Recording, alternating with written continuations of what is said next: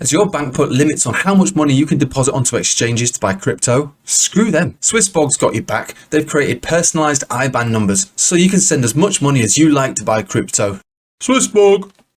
Hello everybody, welcome back. Let's have a look at these charts then, shall we? We do have a Patreon live stream tonight, so if you want to join that, there's links in the description. £7.50 a month, 2 streams a week.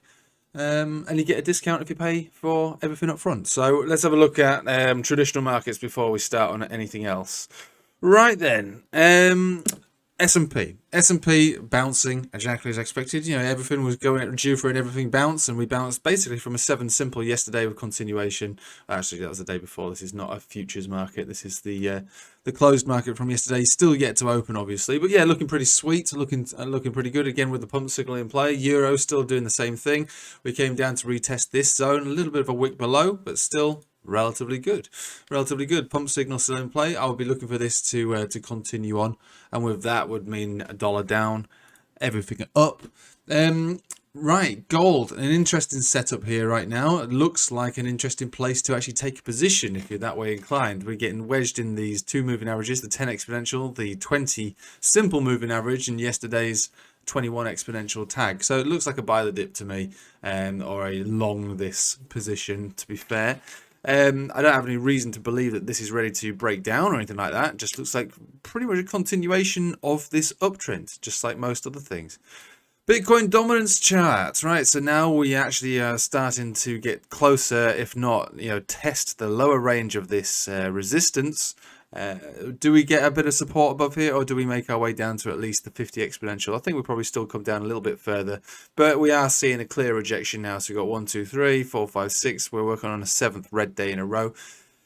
Basically emphasizing the alt season that we're looking at, and again, I've said pretty much from the outset, really, this alt season will give you a max top range of about 60% gains with your Bitcoin pairs, and that's from the bottom to the top across the board, generally speaking. Some more, some less, but that is it. That's it. Whether you call it an alt season or just a simple rotation is up to you. But it still looks like we're seeing that sort of thing. Again, just to highlight the total market cap too, we came down into the golden cross bounce from it and continuing up. And looks like our next target is this area, this 676 billion zone. Once that's broken, if it breaks at all, we'll be pushing up towards 900 billion. I think that's basically the top on this one, really. And if we were to measure that from the golden cross retest, which is probably the better way to think about it, we got our first step is about a 20% gain, and then moving all the way up to around a 55% gain. Recognize this is total too, so a large portion of this is Ethereum, so for better or for worse. If we have a look at total 3, actually, let's just have a look at total 3 to see how that one's faring up. We'll probably get some better measured moves on this one. So here we go, golden cross. So it's a bit of a lagger, so we do need Ethereum to keep pushing up to keep these moves going. But if we were to think about the retest of the golden cross, which more or less was here, the first stage was going to be 18, and then the top target is roughly around 68. So again, you merge the total 2 and total 3 together, you're looking at roughly around a 6% gain on your top targets for these altcoins. Right then, so let's have a look at Bitcoin then. Bitcoin on the 4 hourly, so we can recognize that the histogram's ticking up. We had one drive of bullish divergence on this last wick down that ricocheted us up.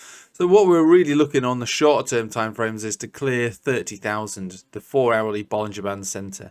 So that's going to be a bit of a resistance to start with. Once that's broken, we should start sailing back up to our major target, which is just around that $32,000 zone. That's also highlighted by the Bollinger Band center on the monthly, so it's a big area, really. So it's a big deal to get to there, and where I would also expect to see resistance.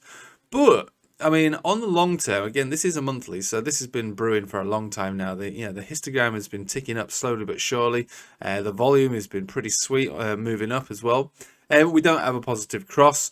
But if we carry on like this, right, which again is going to be subject to the cycle, the overall cycle, it does look like a really decent chart that's brewing such big momentum over a long period of time. Recognize I'm talking monthly here, Mr. Noob Master, monthly.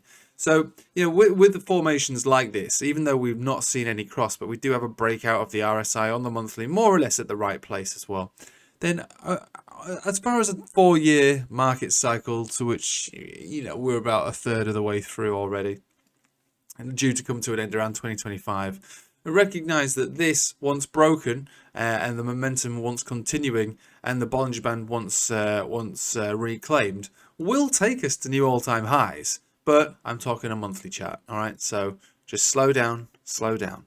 So I've been saying buy, hold, stake. This is why I talk about SwissBorg and all these other good things that you can do if you're just simply looking to invest for the long haul rather than trying to overtrade. Because we're still relatively early when it comes to this whole market. Same with traditional markets, still relatively early. We might be looking at a temporary peak in the market, absolutely. But this was a temporary peak. This would have been a temporary peak. This would have been a temporary peak. We still went on to make much bigger gains later on down the line. So that's the overview that you want to hold on to. So shorter term time frames, 30,000. Daily term time frames, still the same as ever, because we've got that trend signal that's still in play, not cancelled out. We'll only cancel out if the cheeky spend touches price action, blue crosses red. That's fine. We're good to go on this one. As far as I can see, the trend continues. It's not cancelled out. It's not over.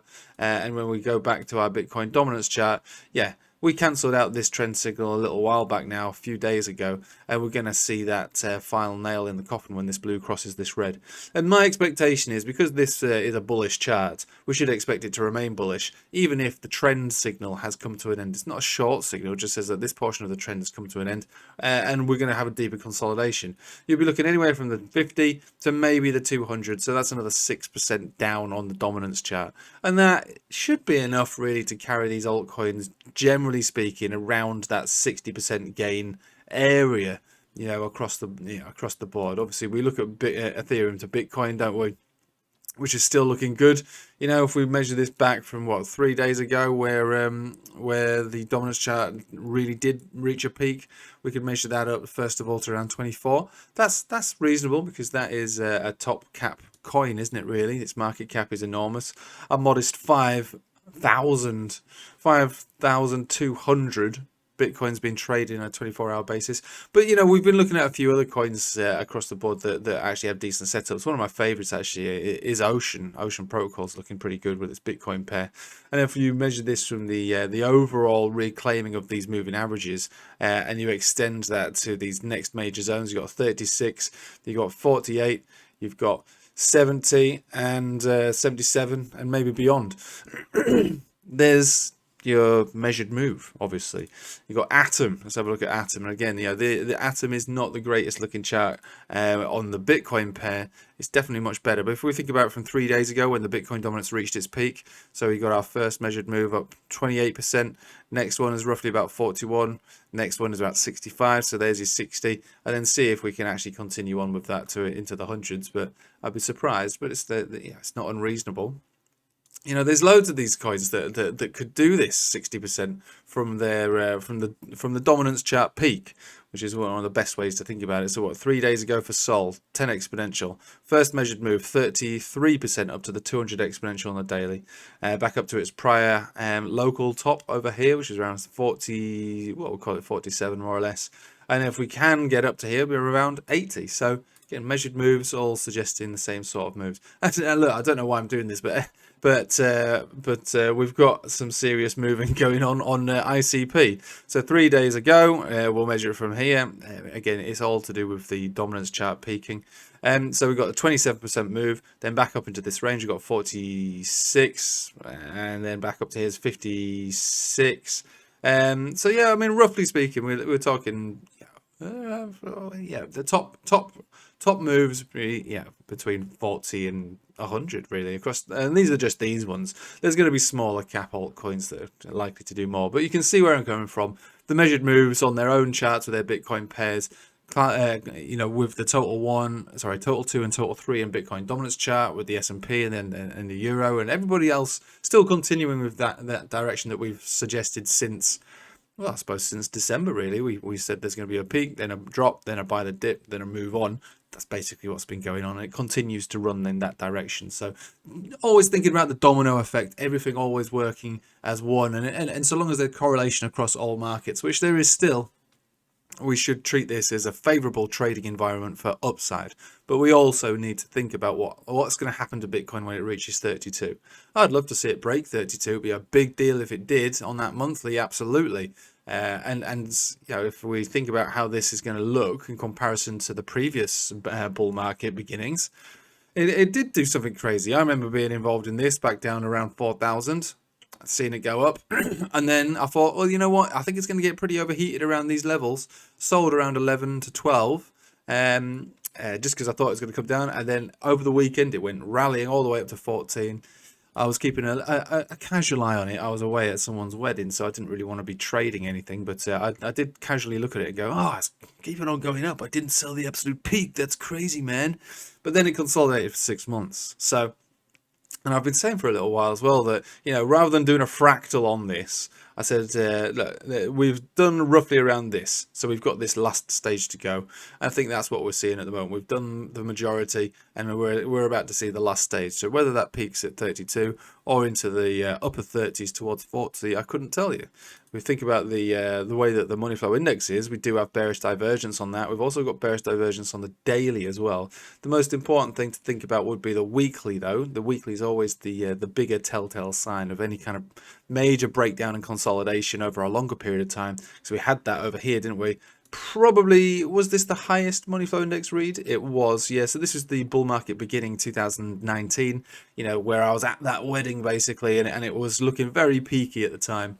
One of the reasons I wanted to get out, but yeah, it still carried on to 14,000 and then consolidated dramatically after that. So we're not anywhere near that. If you're thinking about sort of major parabolic runs and things like that for what could end up in a short-term peak for what could be a few months of consolidation or more, we're not there yet. Not on the weekly anyway. We have warning signs on the daily, but not on the weekly. But yeah, there are warning signs on the daily. I still think that 32,000 is pretty much baked in. And whether or not we rotate into altcoins on a larger scale at that point, initiating a decent alt season is, well, it's speculation, but it's speculation I'm willing to involve myself in. I mean, it's always worked in the past, so, you know, why not do it again? That's what I say. I'm still only 30% in at the moment, but I am going to scour the market this morning to see if I can apply some more of my precious Bitcoin that I bought down at the 21,500 area into some altcoins for what could be further rotation, because you may not see it, you may see it yourself. It does appear that the analysis is working as expected. It's just slow and sluggish. And you know, I always expected, you know, top targets of around 60%. At the moment, we're up about 10, maybe 20 if you're lucky, depending on the altcoin that you've got. Some of them have not moved at all, and that's fine. It doesn't mean that they will move, though, but it also means that there's a good chance that they're yet to move. So it's at this point now where we start to think about looking at charts on their individual basis rather than the overall general vibe of the market, which is how we, yeah, how I thought about it in the past, because most altcoins had no setups whatsoever. They're beginning to create setups at the moment, which means that we can start to trade those individual charts and take them on face value.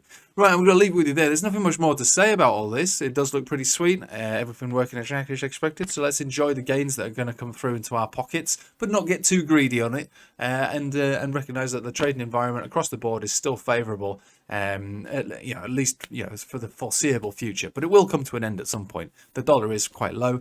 We'll be looking for peaks in the market pretty soon, maybe even this month, but at the moment I don't see it. We just see some early warning signs on the bearish divergence on this, so we do have to be a little cautious, but I don't think it's anything to worry about today anyway.